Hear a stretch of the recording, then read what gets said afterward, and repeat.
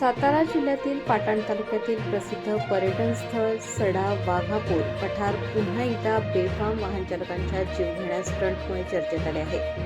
Social मीडियावर viral झालेल्या एका व्हिडिओमध्ये महिंद्रा थार गाड्यांमधून काही तरुण धोकादायक स्टंट करताना दिसत आहेत। विशेष म्हणजे ज्या ठिकाणी हे स्टंट करण्यात आले त्या परिसराच्या दोन्ही बाजूंना खोल दरी आहे। अशा अत्यंत धोकादायक ठिकाणी स्वतःचा आणि इतर पर्यटकांचा जीव धोक्यात घालून स्टंटबाजी केल्याने संताप व्यक्त केला जात आहे। या सडा वाघापूर पठारावर गेल्या वर्षी स्टंट करण्याच्या प्रयत्नात एक कार थेट दरीत कोसळून गंभीर अपघात झाला होता। त्या घटनेनंतरही कोणताही धडा न घेता काही वाहन चालक पुन्हा अशाच प्रकारे जीवघेणे स्टंट करत असल्याचे या व्हिडिओतून समोर आले आहे।